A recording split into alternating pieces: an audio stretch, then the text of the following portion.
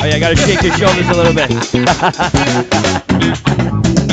Yeah. Hey, welcome everybody. Podcast number 75. We got a big special guest today. This guy's going to be the most interesting cat you've ever met. What's that commercial? The most interesting man alive? Is that a commercial?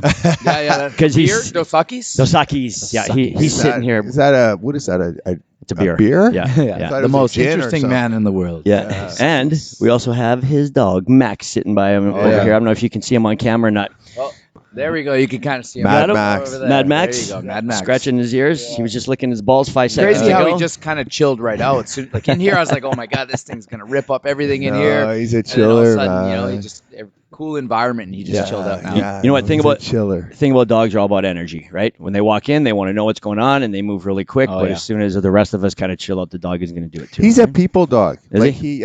He feeds off energy and Yeah. he loves people. Yeah. Like that's one, Well, and he's an imposing dog. Like the picture you sent, I didn't realize that he was as big as he is, but he's very gentle. Yeah. He comes Yeah. at you, and you can feel the power just in his tongue when he licks your hands or whatever. But yeah. super friendly so far, yeah. Yeah, no, he's like I socialize him really good and Mhm. stuff. So I mean, to have a dog like that, and you always have to worry about it. It's like carrying a weapon. Like, why would I want to have a dog and Yeah. with this strength, Yeah. and then worry if he's gonna bite someone? Yeah. Then you shouldn't have a dog. Yeah. You know what I mean? Yeah, And you know what? And when your dog gets taken away, you know what's happening to it. So you never want to be put in that position regardless, right? Because they're going to put that dog down. So it's the worst. That's why we moved.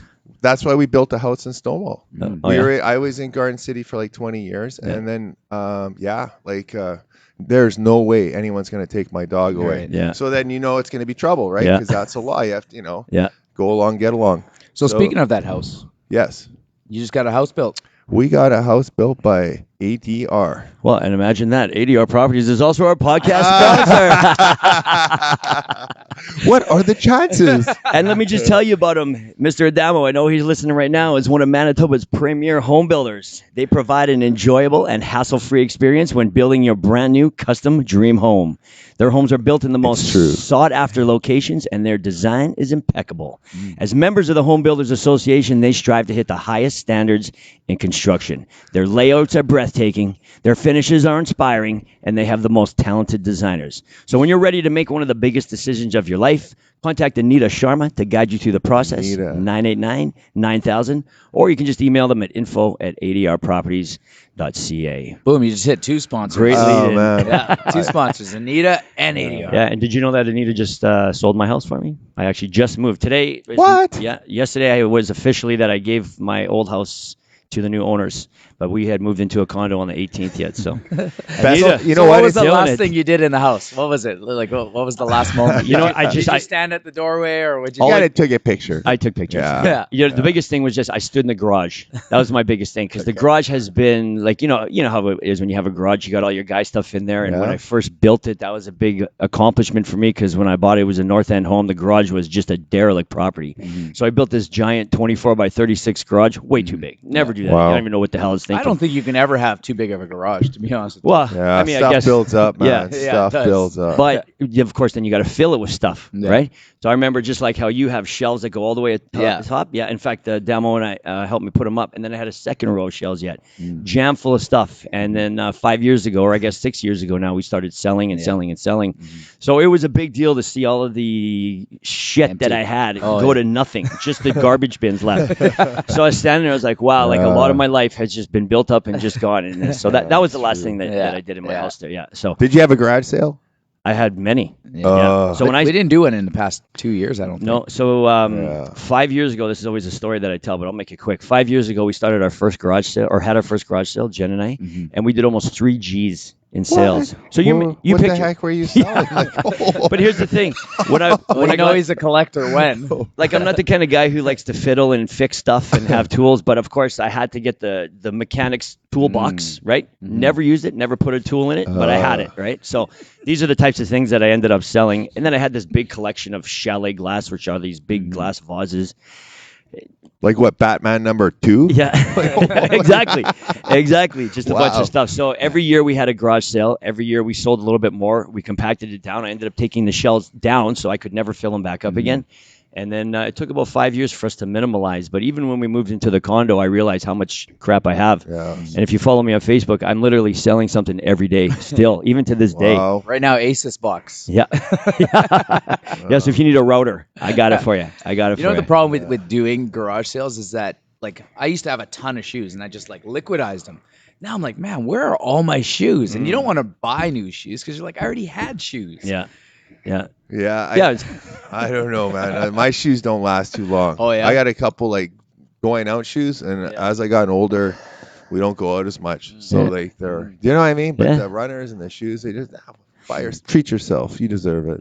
even I agree. You deserve it. Okay. Speaking I'm of gonna go buy shoes, even now I still got a little rack in my new closet, and I'm like, I've never worn probably 80% of these shoes, so Yeah. now I want to get rid of them too. But Yeah. what if? That's the problem What with if? online I don't shopping know. is they look better online than when you put them on and stuff, and you're just like, I don't want to return this, Yeah. man. Like, Or later, you go in your box, you find clothes that you haven't worn for a long time, and it's like wearing new clothes again. Yeah. oh So yeah. you can trick, you trick Yeah. yourself. Yeah, hell yeah. you know. Yeah. It's like a little shopping spree for free. Yeah, man, yes. I still have like 15 shirts of Ed Hardy. Remember that? Remember that? Oh, When I it was, remember. I'm serious, and it was like had all those sparkles and stuff. Yes. I'm just waiting for Yeah. them to come back. They're gonna. So I know, and They're they're gonna just big sitting there time. waiting, like just loaded and ready, man. vintage. Those Yeah. are gonna be vintage tees. And I bet you, I don't know if you're going to actually get rid of them or liquidate them, but they'll take a top dollar because that was a big deal back in Oh, Ed Hardy. huge. And what was that other one? The fighting brand that everybody Affliction. wore? Affliction. Oh my God. True Religion jeans. True Religion. True religion. Yeah. Yeah.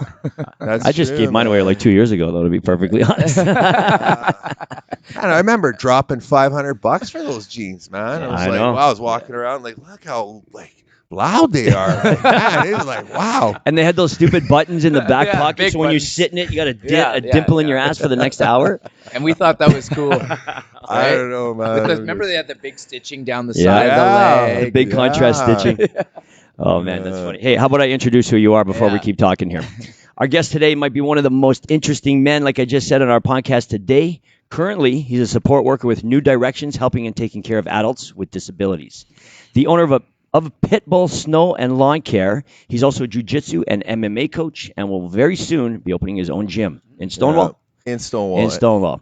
Lastly, he's also a professional stuntman and has been in many movies, including GOON, Lockdown, Reasonable Doubt, and Underworld. His passions in life include the biker lifestyle, Harley Davidsons, music, and of course dogs, especially his man Max, his companion dog, sitting right there to his right. In his younger years, he was a high-level AAA hockey player, but because of some poor decisions, hardcore drug dealing, and drug use, he ended up not making it to the big leagues, and he spent some time in and out of prison. But like many of us, we get older and wiser. We realize our mistakes and turn our lives around, and so did he. And that's what we're going to talk about today. So let me introduce to you Mr. Lance Cartwright. Hey. Nice. The snake. The snake. Oh, yeah, right. That's it. I'll tell you a story. So before I knew him, I mean, everybody knows of him, but I didn't know him yet.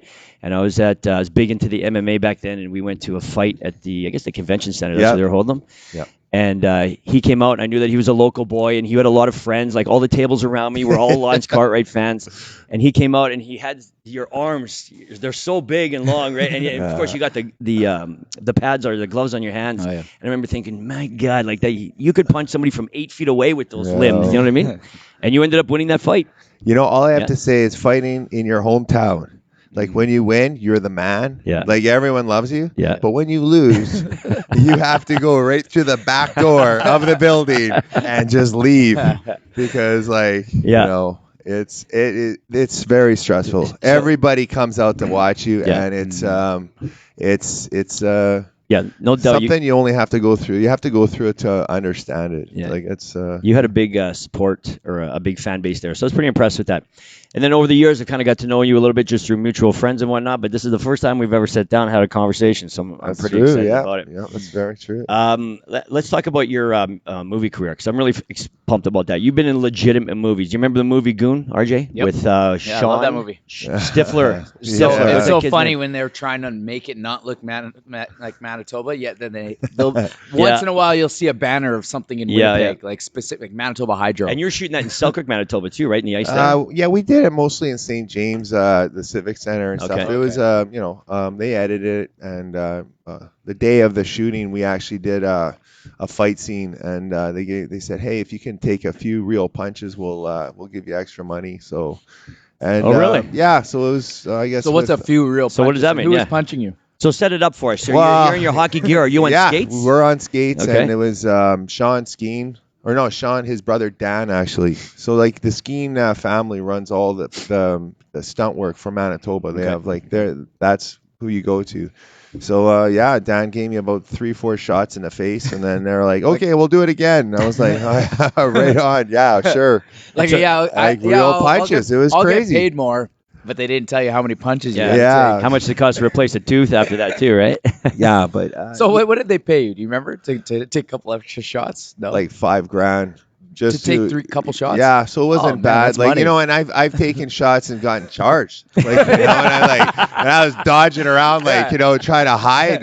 Let me get this know. straight. You're gonna punch me a couple times. Yeah. I'm gonna get 5G. So this is like winning the lottery if you're a fighter. Wow. Like if you're a bit of it's- a street scrapper and you get paid to take a shot in the face, no problem. Yeah, and it No wasn't too bad. So it was like I don't know, 20 minutes work. Yeah. And you just and So what's the setup like? So you like I understand even the little setup that we have here. Cameras everywhere. Jerome's over on the switchboard giving us different camera angles. Yeah. So you're sitting there. You're it's funny you said that Okay. because a lot of times it's like it's a class system. So you have the main actors, and then and everyone eats, and then you have it's kind of like the stunt people still get to hang out with the main actors, and then you have all the extras, but they don't eat all together. The actors and the stunt people eat separately, and they eat usually better food on set.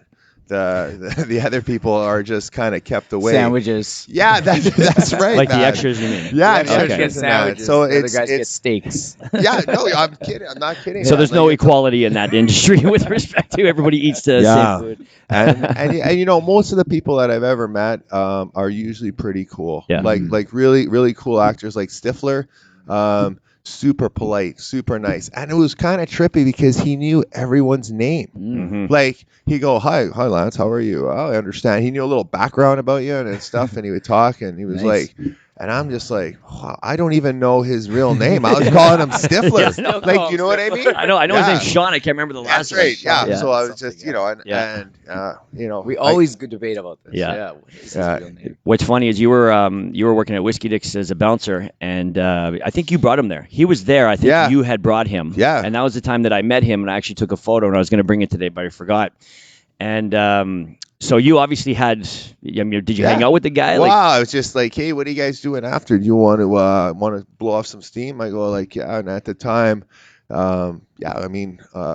prior COVID, there was 2,000 people in the room. Like it was crazy, man. Like it was like I know. Are you talking about the bar? Yeah. The bar, Oh, it was like in its heyday, there was a lot of people, and I just like, hey man, I'm working at this club. Why don't you come down and have a few drinks? Yeah. Next thing you know, he did, and the director and everyone, and it was we had a lot of fun. Did you set him up upstairs? No, he was downstairs, and we kind of partitioned him off, and all he wanted to do was hang out with his brother. Yeah. And he made me find one girl who was coming there. He didn't show me a picture, just explained it, and I had to go find her in a lineup of 7 million people. Yeah. And I found her. Yeah. Brought her down there. But it was funny how everybody was like, "Oh, look at that. That's Stifler or Sean, or whatever his name was, right?" So William Scott. William Scott, That's that's right. it. Yeah, William Scott. man. Not even Sean. I was totally wrong on that one anyways. He couldn't skate. No, He could not skate. You can see that in the on the movie. camera, But it was crazy. Like he was falling hard. Like he was like wow, man. That movie that he did, he took a beating, man. Like Yeah. oh. Did he seem like he could fight though? Like, did he seem like he was at least athletic enough? Not to fight? at all. No. No. He's That a nice was all- guy. That's why. He was a nice guy, man. Yeah. Nice He was guys a don't need to fight. They Yeah. got other guys to fight for them. No, he was a super cool cat. So man. Umish is on. He says hello. He was at my birthday, man. I Yeah. love him. I love that family, Yeah. man. Yeah. And love Mimi's always on. She's one of our Yeah, other followers. I So love him. Umish says he wants to hear a Lance story. A land story. So what's a land story? What does that mean? Well, there's all different land stories. Like one that we could tell you a story and it's got a beginning and an end, or one where I have to have a lawyer present, and later on you might be subpoenaed. I don't know. Like, let's do that one. I got to go halfway. I still work for the government. I have a nice job. Yeah. Okay. Here's a story. Here's a question. How did you end up in prison the first time? First time. That was back in 1989 I was 19 years old. I was just so everybody knows. Can we say your age? I just turned 50. Turned 50. Yeah. So very impressive. Yeah. I was playing junior A hockey, and next you know we went out one weekend and a guy tried to hit me with a beer bottle and I blocked it and it smashed my tendon and it was a big mess and we ended up rolling on the ground. Another guy, and it was in the middle of the street, and I beat him to grab him and started kicking him, and it was just a mess. And the guy almost died. And it's just bad decisions, bad choices. Like why was I out when I should have been, concentrating on my hockey, and I was going to university at the time, and. It's just incredible how one night could just ruin your life. And maybe even a lot of people sitting right now, sitting in Stony Mountain. And they're like, man, what happened that night? I don't remember anything. Next thing you know, they're doing 10 years. And it's and they weren't bad people. They just made a bad choice and they had a bad fucking night. You know what I mean? Yeah. And I was there. And I think that's where you need mentors. You need people to look up to help you guide through those years, because being 19, 18 years old, you're a man, but you're not a man mentally, and you're still you still have that kid in you. Yeah. Do you know what I mean? I know exactly what you mean. You don't know. We were all 19 once. You don't know nothing in life. Yeah, you think you know it all, but know it all. Yeah. Like my dad would tell me stuff, and I'm like, you don't know what you're talking about. Yeah, this guy's crazy. Like, you know what I mean? Like, I thought I had a little bit. I had my grade 12. I'm first year in university, and I was so smart. And you just don't know nothing about life. Yeah. Nothing. Your mental capacity is limited when you're a young man, but you have man strength, young man strength, and you got so much testosterone. Yeah. So the things that you can do is incredible, but you just don't. But you do the wrong things because you lead with your testosterone, your manliness instead of your brain, right? Yeah, and also a couple drinks too, and and this and that, course, and you're making bad choices. But that's where you need a mentor. You need a person to look up to and say, like, hey, this is what I can do. I want to be just like this guy. And stuff like that. Even my anyone that I talk to that's even younger and stuff, especially people that are trying to make it into the pros or do something, I always say, like, why can't you? Like why can't you? Why don't listen to the person that's gonna say you can't do stuff? You haven't been drafted, you can't do it. You can. It's incredible what your mind can do for you. You know what I mean? And how that positive energy goes such a long way. I'm a strong believer in all that. Like, you look at the TV. How did Oprah get where she was? She came from the ghetto, man. And she went through, like, I don't know, it's probably a lot worse stuff than any of us. And she made it up there because she just had a goal and she focused and she believes. I don't know. I'm a strong believer in all that. Like, just staying positive. I think everybody who sits at this table, who's part of this, a part of our little circle, we all feel the same way too, right? Mentorship is important. In fact, I would say mentorship is more important than actual formal education. It's part of it. Yeah. Higher level coaching, getting an understanding, unlocking your brain, getting rid of your biases. All the people that have told you, stay average, be a sheep. I don't remember a single thing from high school. Like I remember doing a project, and I would stay up all night and do it. I was doing my social studies project, and I used to burn the sides of the paper and make it look all old, and and then I had it in. I was stressed out if I was gonna get it. I gotta make it. I gotta get to Harvard or whatever. I don't know what I was thinking. Yeah. And I don't remember a thing of trigonometry. I don't I mean, we did our basic mortgages and stuff like that. I know how to read and write. But I mean, just being so stressed out through school, and now that most of it I don't really remember. Well, how does it apply in today's life? When was the last time you did algebra? When's the last time you did geography? When's the last time you knew, or you couldn't figure something out, so you had to remember where Japan was? Yeah. Right? Yeah. Everything is done for us now. Yeah, it's But the process of learning, I guess, is what they're trying to do, right? So well, they're trying to give you a everything's gonna sample of change. everything, right? You gotta try. That's why university, they don't even put you into wherever you want to go first. It's you got to try a bunch of things so that you can figure out what it is that you want to do. Mm-hmm. Yeah. I agree. I agree. Like I think in some ways school is a little overrated.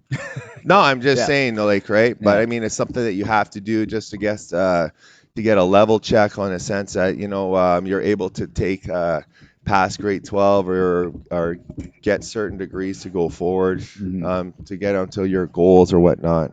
I respect it. My wife's got her degree and stuff like that, and she worked hard for it. So I mean, I really and she did the whole thing with two jobs while going to school and having a fine balance. So I give credit where it's due. You need both sides of the world. Yeah. You need people that do have the formal education and they're in certain positions like health, like doctors and nurses for sure. and stuff. Absolutely. Like they have to know the intricates of the intricates. And then you have your broad scope entrepreneurs, you have your business owners, right? They can teach you.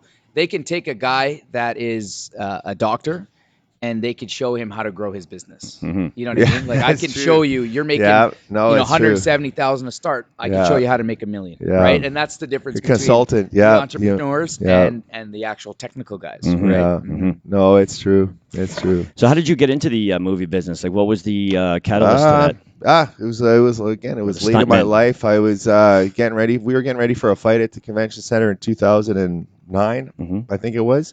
And they just needed some extras with, they're doing a jail movie and they needed some extras and guys that were looking like they did some time. This is the lockdown movie? Yeah. And then the guy came in. That's the one with The Rock? No, it was with Vinny Jones was in it. It was like, it wasn't like, it was wasn't a big one. No, it wasn't a big one, but it had a budget and they had some people there. Like Vinny Jones, he used to be a soccer player and then he ended up doing a few movies and stuff. He's a cool guy, man. Hey, really this looks cool like one guy. of my movies. He's got some spin-off shows. I think he had one on Netflix or something like that, Vinny Jones, right? Yeah, he was doing something. so. I don't even know. I think it had to do with him visiting prisons It's or actually something like that. Richard T. Jones and Master P. Richard. So they call him Vinny. Yeah. No. It's Joe locked with a not D. this one. No. Okay. Wrong. Put an ED at the end of it. Okay. Yeah. Okay. And you actually ended up being the main villain. Yeah, You probably started off as maybe just sort of be a stunt guy, but they saw your look and they made you more into the movie. Is that correct? I mean, it was pretty trippy. They just they asked for an audition and they said, "Have you ever acted before?" And I said, "My whole life's an act." And I mean, but that's the thing. A lot to do with this. I honestly believe too. Like you could be somewhere and if someone likes your look and you fit that part. Like a housewife, like Marion Cunningham. She's a perfect housewife in all the TV shows, like you know what I mean. So that's her typecast. Yeah. So I mean, if you can get a typecast and you're like, sure, fulfilling a prison guy like Danny Terrio, like you know what I mean. There's a lot of work for you. Yeah. You know what I mean? Because a lot of actors and whatnot, they just like.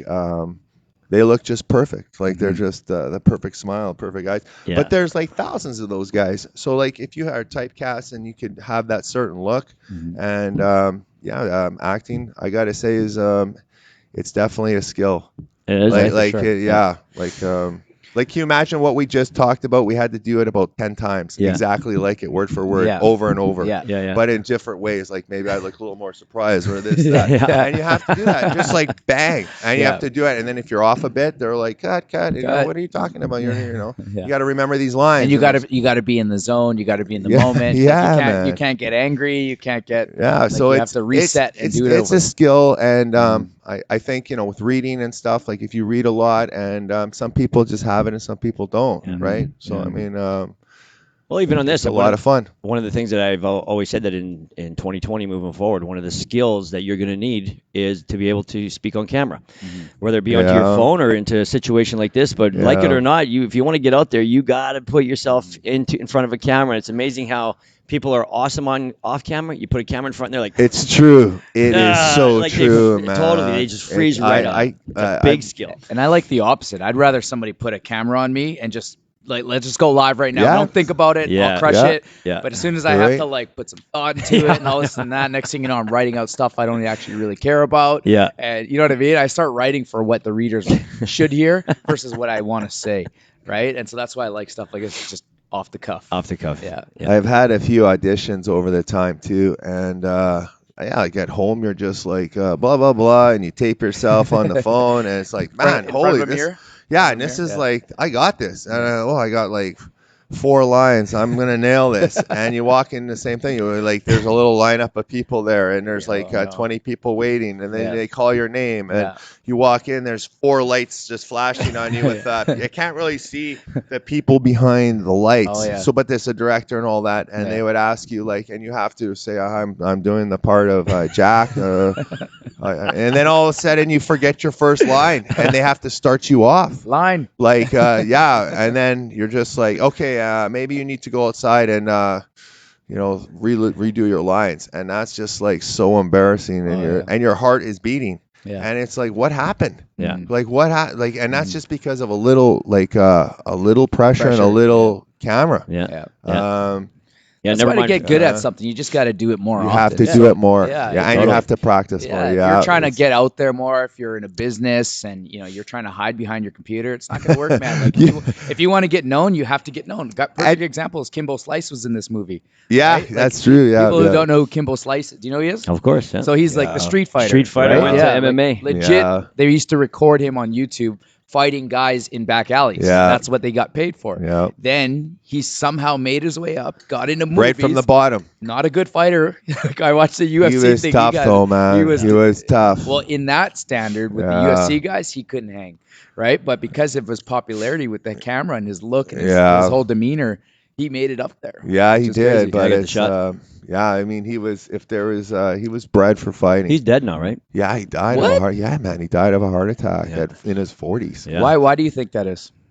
It could be one. It could be a heart condition. Okay. Like maybe he just had. I had one of my good friends growing up. Mm-hmm. He just passed away 2 weeks ago with a heart attack, and he was 50. He had a heart condition. Rest in peace, Chuck. And he had some sort of heart condition where like the valves were the fat deposits were staying on his valves, and eventually were going to close. So he had to get either a new heart or he had to get chemotherapy. He went the Steve Jobs way, and he just wanted to do the natural stuff. And hence he was like, in his heyday, he was also 300 pounds. Like he was Mr. BC. He also took a lot of steroids, this and that. So I don't know if that was the exact reason why it was, but it probably wasn't good for his heart. See, that's what I'm finding. A lot of guys that are dying young, they've got either they either live a crazy lifestyle, like abuse of steroids, or drug abuse and alcohol abuse, or fat.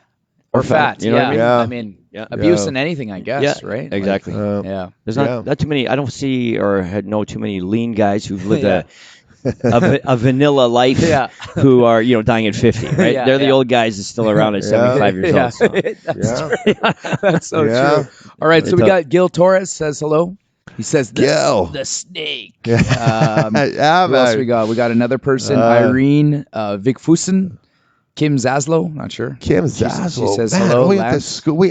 We grew up together, man. That's like junior high days, man. Yeah. One of my good friends, like, he used to date her, man. And I was like, it was his first girlfriend. Oh, yeah? And I was like, you had a girlfriend? Like, I was just wearing like a shirt that was like number 7, and you'd wear it for like 8 days. Yeah. Like, I didn't even wear deodorant. It was crazy. Like, you know what I mean? Like, do you still see people from high school? You probably don't. Wait, you went to Daniel. Yeah, I went to Daniel. I still do, but I never really had a big social circle in high school. So I know of them, and they know of me, but we're not really friends anymore. Yeah, I don't really see anybody. I do, man. A couple people came down to my 50th that, we reconnected. If I do see anyone from any type of schooling that I did go to, I'll always go say hi. Oh, yeah, for sure. You know what I mean? Yeah. Like, my head was really big as a little kid, and then I kind of grew into my head. So my face in that is just the same. Like, so if you see me now, you go like, hey, man, I was in like Mrs. Hunter's class, grade 2, 1977. That's Lance. Like, you would know me just from elementary. So your head. So you're a bobblehead. I had a big head. Like if I turned too much, I would sort of fall over. You know what I mean? It was crazy, you know. And then slowly over the years, I just grew into it. Yeah. So here I am. You know. Oh, that's classic. Yeah. How tall are you now? I'm 6'4". 6'4", eh? / 6'5", you know. Yeah, yeah. On a good day. Yeah, man. It's cool. I love it. It's fucking great. Yeah, like, yeah. you know, before Being tall is great, eh? you know, like when you're young, like in grade 11, when you're growing up, I had a lot of acne. So it was just like all over. Like, like I thought for sure I would have like craters and stuff. And I didn't really know how to pop them. You try and pop them. And I had to get this little, like it was like Oxy 10, this cover up, and you'd put it on, put it on, and then it would just like enhance the zit. So it was like, so I was broke, fucking full of zits, and tall, tall at 150 pounds with a weird head. Yeah, so I was like, so you know, you go ask a girl out, and you fucking it didn't go too well, man. Like, you know, oh, we thought we were just friends. We're just my friend, and I was like, back off. Yeah, we're just friends, and you're like, fuck, man. You know. So what high school did you go to? I went to Maples High School. Okay, cool. Yeah, graduate 88 and 89. I had to go back for a year. Yeah. We just did a post. I don't know if you saw it, Jackie. Did you see that post? So we made a post. We're like, what year did you graduate from it? No, and I was, it was like super interesting. Like the spectrum of people. Like, They're everywhere. You're 10 years younger than me, or hey, you're 3 years older than me. That's a great question, Yeah, actually. I thought that was awesome. Yeah. So I want to let's go back. Let's go back a little bit, back into your 20s, because I want to get back into the Badlands, the young Badlands. Oh my! So okay, we know that you were a fighter. You probably got into a million street scraps. But you know what? I didn't know how to fight. Yeah. Like it was unreal. Like you just again, you're with these a group of people. And what were you going to really say there? I don't know. Anyway, so they would tell you how tough you are, and you'd be at a bar and, you know, you'd get in a fight and it would be like a slob fighting another slob. Yeah. And, you know, at the time I was, jacked up on roids. So I'd fall on him and I would just hit him. I didn't even know how to throw a punch. You know what I mean? Looking back at it. Yeah. And then you think and you listen to these people, and you're so tough. You're the toughest guy. And you start believing this shit that you're so tough. Do you know what I mean? And it was a rude awakening once I started actually training and doing it. It was like a wake up call. Well, you told me about this little 140-pounder that gave you a shit kicking, and it was sort of humbling. What was that story? So I was like about 280, 290 pounds. Oh, I was big. Eh? I got up to like 305. Or jacked up? Jacked, man. Okay. I was doing wow, man. I could give you recipes of and this is back when steroids was basics. Was like.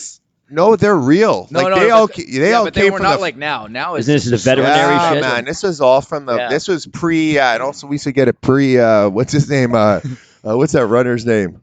Like the guy that got Ben Johnson. Oh yeah. So Ben Johnson kind of fucked it up for all of us, eh? You know what I mean? Because when you start taking it, everyone just well, lads, how the hell did it get so big? And you're just brother, prayers and vitamins. Yeah. You know what I mean? Don't forget your vitamins, it's brother. Incredible. No one even knew what that was. Ben Johnson gets caught, and now everyone's like, that guy's big. He's on steroids. Yeah. And there's people that weren't even on steroids, and just he was on steroids. Yeah. So, I know. It went down. That's what my wife says. She says everybody's on steroids. Yeah. Well, I mean, anyway, to make a long story short, so I was a big guy. I was beating up people at the bar. I was just thinking, I got to be one of the toughest guys in the city. You'd fall for this bullshit. And we went down to a boxing club, and I said, yeah, I'd like to do a couple rounds with this. This guy looked like a little kid. His name was Brooke Welby. Okay. He had about 40 pro fights. He was 110 amateur fights, Canadian champ. He was a real legit boxer. But I just thought that, he's going to me and he says hey, man, you're a big guy. Just make sure you don't. I got a fight in Kansas coming up. Don't hit me too hard because, you could cut me open and it would fuck up my fight. Yeah. And I'm like, yeah, don't worry, man. We'll do 10 rounds or so. Fuck, I didn't last 10 fucking seconds, man. This guy just came in and he was a southpaw. He just ripped me open, broke my nose. Really? Yeah, it was crazy. I was turning away from him, walking away, and he's hitting me going chasing me around the ring and hitting me underneath. Yeah. And I went home and I grabbed all my muscle mags and all my little muscle fitness and all that, and I threw them out. I was like, fuck muscle and fitness. This is bullshit. Yeah. And I started boxing, and I'm at a later age.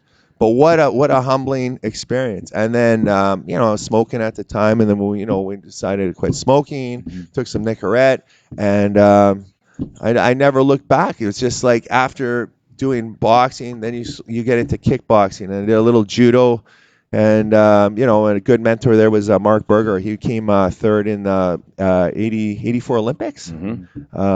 He was a real master sport in sambo and wrestling. He was legit too. He was the first guy who choked me out unconscious. Oh, really? Yeah. And I was like rolling with him, and it wasn't it was nothing. He just grabbed me, choked me out, and then I looked up, and everybody was like, "You're in the other side, man." Yeah. So and then started doing judo and kickboxing. I met Giuseppe in I don't know, like 98 or something. Okay. And yeah, we just hooked up, and we used to just like try and kill each other all the time. Yeah. So, after meeting these people, going through a different process, and that your friends start changing, and all that other world and all that negativity, it's just it's gone. You can't even believe that was even a part of your life. Yeah. And stuff just starts happening, and it was weird because how many people, especially when you're in that cycle or you're in that cloud, you just feel like you could never get out. Like you just like you feel like this is it. Like this is what happened. And the negative cloud, like the negative cloud, and you're blaming people. You're blaming this. You're blaming your teachers. You're blaming your parents. I was beaten as a kid. Everybody. You just walk around like you just won't take responsibility. And for me, it was going into the world of fighting. Even before there was mixed martial arts, it was kind of like back then. This was just like it was kind of new and everything. But the discipline of just getting into shape and going forward, and just hanging around with positive people, like everyone that was in each sport that I met, they were just good people. Yeah. Like it was positive, man. When you come across somebody who says, "I don't want to put my kid in fighting because I don't want them to be a bully," it's not like that at all, right? Like once you're into fighting where you have a coach and you're disciplined, you probably become very much less of a bully, right? I never had a street fight like prior to like when I started like fighting professionally in kickboxing, and I didn't have many professional fights, but I said to myself that I would set some goals and I would do it no matter what. So when I was like 29, I went to prison for a little bit from some prior assaults when I was younger and working at a bar of all things. And when I got out, I was just like, that's it. I'm going to make some changes. But instead of telling everyone, because that's the first thing that you do, is like, I'm going to change. I'm going to do this honestly. And you hold up you're going to hold up your arm and you're going to write a contract. I will not do this. I will not do this. And if I do, I owe you $100. Like, the whole bullshit. You just got to keep quiet, and you just got to just do it. Just wake up every day, start your day and say like, I'm going to run 6 miles. And even before you do something, just do the little steps that slowly make you each day, just one day at a time. And that's true. I totally believe that. Do you know what I mean? Of course. Yeah. And next thing you know, stuff just happens. Yeah. And next thing you know, it's like, wow, man, I just bought a house. Yeah. Holy fuck. Hey, man, I'm getting married. What? Yeah, my socials next year. Yeah. And it just happens. It just spirals. Good things start happening to you. And next thing you know, you get job offers. And someone said like, hey, I seen you in the gym the other day. You're training hard. Would you like to fight on this thing? I'm like, I've never really fought before. Don't worry about it, man. We'll turn you pro. You could go ahead and do it, Yeah. And what an experience. You're going down there. You're like I said, you're going to schedule violence.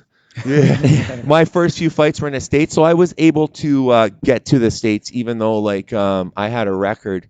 I was able to get to the States because I didn't have any sort of convictions of drugs or bombs. Like that was another thing too. So they're just like, or assault with a weapon. So if you get any of those, you probably won't be going to the States for at least 10 years. So that's another thing that they should tell you before you start really, getting into dealing drugs or beating someone up with a bat or a tire iron. And that's where I'm going to leave that. But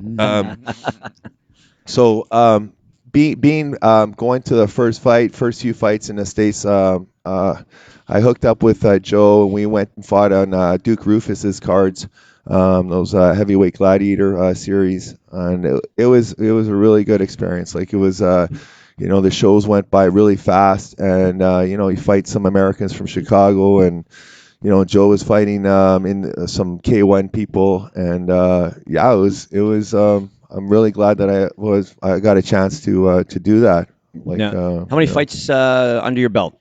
Pro, amateur? I don't know. This and that. Like dozens, hundreds? Yeah, no. I started late, and it was like a couple here, a couple there, and then I tried a little of everything in every aspect. I did a little CIS wrestling. I did the Worlds and Jiu-Jitsu and stuff like that, and the Pan Ams. Like I tried a little of everything at a competitive level. So. It's never too late. That's all I'm saying. Yeah. It's just never too late to try and do something. I mean, I like the way you worded about how you do the little things, and all of a sudden, hey, I'm buying a house. People don't realize that the little things that you do that create the momentum to create the bigger things, that all of a sudden, whatever this is, you've now just accomplished that. Like, how the hell did you get there? But just by running 6 miles in the morning. Now that, you're a homeowner. It doesn't make sense, but yet it makes total sense once you do it, right? Mm-hmm. I mean, setting yourself up, it's really tough when you have all these pressures and you try and have these. For maybe some people, their goals that they can do, so no problem. Maybe for yourself, you do need those small goals to start, and just live simple, man. Simple, like everything. I agree. You know what I mean? I agree. I think that goes a long way. So Lance is going to be opening up a gym, a Jiu-Jitsu MMA gym. Is that are you for sure doing that, or is that just something we are looking at some stuff. We're looking at different areas. Like Stonewall's not too big right now, but it's growing. That's where we're living right now because of Max. Like he's a red-nosed Pitbull, so he's not allowed in the city. So we decided to live out there. And Stonewall is really nice. Like it's a great town. You drive by at a stop sign, everybody waves. There's tons of kids. They're all playing sports. What can I say? Like there's no gang riding. There's no needles in the back lanes. I don't even think there's any back lanes. Like it's you know what I mean? Yeah. So I could dig it, man. There might be a few inbreds. Yeah. I mean, hey, man, like there's some older parts. You'll see somebody with their eyes on the side of their head and looking at you. Hey, man, but that's cool, man. I said Game of Thrones. Sister on brother, man. I can dig it, man.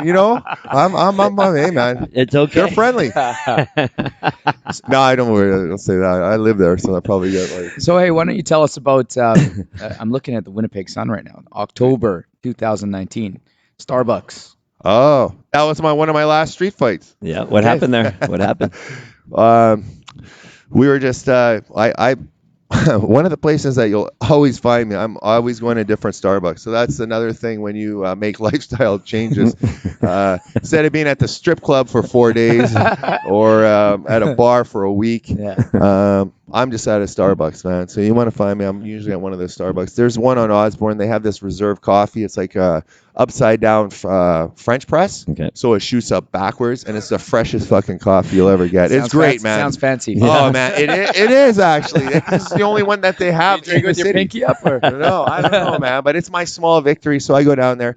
Sure enough, there's some guy, man. He's just like grabbing all these drinks and sandwiches, putting in his fucking leather bag, and I'm like, something doesn't look right, man. Like this stuff isn't add up.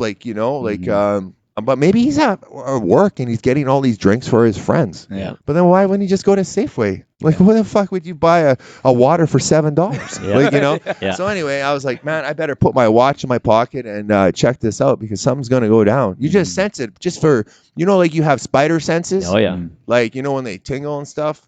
Same thing, That's just from being out in the street and stuff. You know how to read people. Yeah. So he started walking out, and most of the people at work at Starbucks, they're like students and stuff. And this girl, actually, she was young. She's like, I don't know, 23, 24 student. She runs out. She goes and grabs a bag, and she says, like, I'm sorry, you didn't pay for that. And they start having this tug of war over these fucking drinks. And I look, and, she didn't know that maybe she should have just left them and let them go. Like, it's not her. Like, okay, but that's just the way they are. She probably didn't know any the evils in the world. Yeah. So the guy started taking these mad swings at her, just missing her face. Really? Man. And he had some momentum. I just fuck. I just ran outside and jumped him in the parking lot. And he grabbed me kind of at a headlock. He started giving me punches, but they weren't landing or anything. They were just hitting the side of my head. Yeah. And I just got my arms around his waist, and I just launched this guy, man. Just like launched him. And when I did, I tore my ACL. But I mean, my ACL was like worn out anyway. So yeah, it was just like, this was just like icing on the cake. It was a matter of happening. Yeah. So I got on top of him, and I choked him out. I choked him out like that. Yeah. So then, but I have to bring him back. That's the same idea, man. It's just like that cop that killed that Floyd or whatever, right? He had his knee in his neck, and the guy doesn't breathe. There's no oxygen in his brain. He'll die, man. So this fucker will die. And I'm like, man. So it's something that you meant to do good. You might be on a manslaughter charge, right? So I flipped him over and I was hitting air back into him and I was shaking him a bit, and all this stuff came out of his nose, and he's like, "Oh, what happened?" I said, "Hey, man, just grab a sandwich, get the fuck out of here." You know what I mean? And all of that. Yeah. So the cops, they're on their way, and I was just like, "What?" And the guy was like strong for a second, so obviously he was on some sort of speed. Like he must have been. Well, yeah, to get you in a headlock. Yeah, no kidding. Yeah, like he was fucking strong, but I felt them tire out like in a matter of like 4 seconds, because you got like, and I was like, and I was like, man, this guy's fucking strong. Like, good for him. Like, wow. Right? Can I get some of that? He must be a real street fighter. That's good. No, he's just really high. That's about it. So I got the guy down, and we left. And sure enough, the police, they came by. The guy busted my phone. But Starbucks bought me a new phone. Nice. Oh, that's good. And free coffees, free upside down French press for life. No, not for life. Starbucks card, no. I got some free coffees and stuff, but they paid for my phone and stuff. Like, So what do the cops say to that? I'm actually curious. Like these days, it seems like if you step in and help, you almost get in trouble. So everybody's hands touchy. off. It's touchy. What did they say to you? Did they say, "Well done, shouldn't have done that"? What happened? I had a buddy that I forgot his name, but we played junior hockey together. He called me up and he was like, "Yeah, this individual wants to charge you with assault." And I was like, really? "Yeah, he's just fucking around." I said, "Yeah, okay. I said, "Yeah, go ahead." Like, first of all, there was no assault. You know what I mean? Yeah. There's a fine line in a sense. Like, whenever you have an altercation or you're trying to do something that's good, is not to overdo it. So like if he leaves and his face is fucked up and yours isn't, you might have done a little too much. Right. So then it could backfire. Do you know what I mean? Yeah. So you just kind of like level it out. But if he gives you a shiner, well, then maybe you can defend yourself and hit him back. Like, it's a fine line. Just like a guy that I was teaching, and we had prior COVID and whatnot at Gracie Humada. We had a little small MMA program. He was the individual that got stabbed in Brandon. Okay. So it was the same thing. Like he was I guess some guy was making fun of him, and they were calling him the N-word, and these guys went over and slashed his tires, and he got into it with one of them, and some girl stabbed him like 5 times. It was like on national news. Really? Yeah, it was crazy. Like. So is he okay now? Or? He's okay. I phoned him the next day and I said, like, "What? Do you know these people? Like, what happened, man?" Yeah. And it was like, straight up racism. Yeah. Like it's crazy. And I was just like, when you see the news and stuff like that, Black Lives Matter, this and that. I always thought that it was mostly in the States. I was a little naive on everything, and I'm pretty dark too. Like, I pass for every minority, like especially in the summer. Like you don't know what I am. You know what I mean? Yeah. And when that happened to one of the guys that I was teaching, it really, really, really hurt. Like, it was really like I had to sit in my car and I realized that this was going on here in a small town like Brandon in Manitoba. And it really hurt. Yeah. Like, I was I had a friend that almost died because of what? His color? That's fucking crazy. Yeah, like you know what I mean? So I was just blown away. The story, I got a little off topic about that, but I mean it was something that I did have to mention. And so let's go back to the Starbucks. So that ended. He got arrested. He didn't get arrested. They didn't find him. They made a report. Okay. But you know what? The sad thing is that there's an LC across from there. those guys were getting robbed every 3 hours. Yeah. Like, it was just nuts. They were just, and this was at the time when they were just like, you'd see on the news, like, people were ransacking a liquor mart and running out with a couple drinks and punching out the girl that works there and stuff. This was that going on, and it happened at Starbucks. Yeah. Should everyone do that? I don't know. Like, all I say is, like, when this stuff happens, you'd be surprised what you do. Yeah. Because you just, it's kind of like us against them. Like, we're all kind of working, trying to get ahead, trying to make a dollar, and we're in the grind. And when you see someone like hurting another person, you'd be surprised what you'll do. Yeah. Do you know what I mean? So it's one of those things you can't say like, oh man, I would do the same. Yeah. Some people would just walk away. No, and other you people don't know. like, fuck this man. Yeah. They're stealing from her. They're stealing from me. Yeah. Do you know what I mean? Yeah, it's funny how you have that mentality. What's the headline of that newspaper? Do you have it? Good Samaritan hailed for helping to stop robbery. There you go. There you go. Eh? There you go. So all the bad shit you did. That was almost 1 year ago. Yeah, yeah. And actually, I got my ACL done in November. Yeah. Out to Dr. Crosby. He's the man. And my legs just awesome. Yeah. It's better. My left leg's better than my right one now. So it's great. So you've come full circle in life. Started off as a bit of an asshole degenerate fighter, and look at you now. You're saving the world one Starbucks at a time. You know what it is? It's karma, man. You do have to do good things. It comes in a circle. I do believe that. Yeah. Like, and they have like how it's sort of symbolic. Like, when people say, if you do this, you're going to go to hell. Do you know what I mean? Yeah. I'm a little religious and whatnot, but I also do believe that you also make your heaven and hell here on earth. Big time. So if you're doing bad stuff and you're robbing people and you're doing, just bad shit, maybe symbolically you will be in the hell, and stuff will just spiral in that circle. Yep. Like, do you know what I mean? I know exactly what you mean. Yep. So, just like how is it that when I was a bit of a criminal, cops would always bother me. But yet I look like this. I was never out there like giving the fingers. I wasn't doing anything. But they just knew because you just are, Attracted. right? They know. You fly with the birds, you get shot down with the birds, eh? No, exactly. You know what I mean? But then as your friends change, as your attitude changes, all of a sudden I don't get hassled. In fact, the other day I got pulled over because I was on my phone. The guy's like, "Get the hell out of here." I was like, "Oh."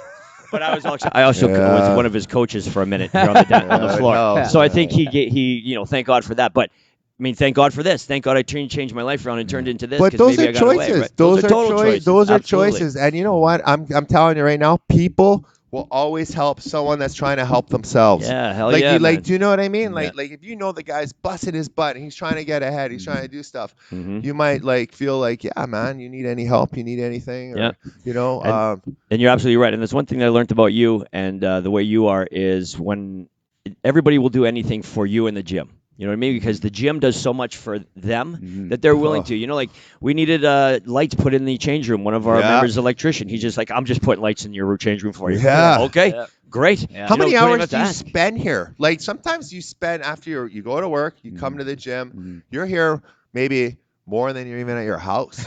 Yeah. Do you know what I mean? Oh, yeah. So this is like, this has to be like it's a Like for lifestyle. us- It's a lifestyle. For us or for the members? Do you mean, like, For the members and for you. Yeah. It's Well, it's right a lifestyle. now, because of COVID, we can't have. Too many people. Yeah. Before, people would hang out all morning, all day, Yeah. all night. yeah, probably 100%. just like you when you go to your MMA gyms. You guys all love to shoot the shit. You fight each other, hang around. You love the what? gym. You want to help. I'm gonna Giuseppe tell you. right? I'm gonna call it right now. Yeah, do it. Jiu-Jitsu is like a cult.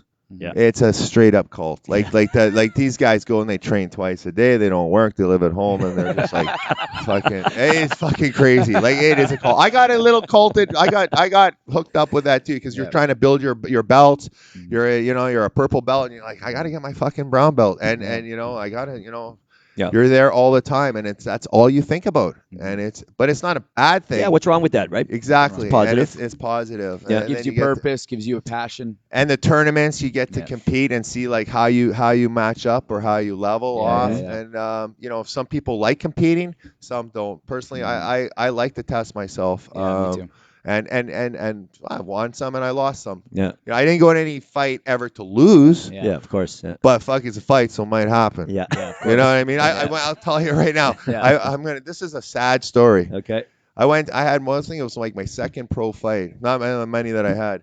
I went to Australia So I was just like, you know what, man? I had to fight this big fucking Samoan. This guy had green hair, and and back then they didn't have the cutoff weight at 265. I think the guy was like 290, but he was big, and I was like, yeah, I'll fight him, man. And at the time, the promoter said, hey, if you win this fight in the XFC, you might be able to fight in Pride. And at the time, Pride was a really big organization. Like it was like super cool. I remember you get, 10-minute rounds, you could kick the guy in the head. It was just so cool. Like I just fucking love it.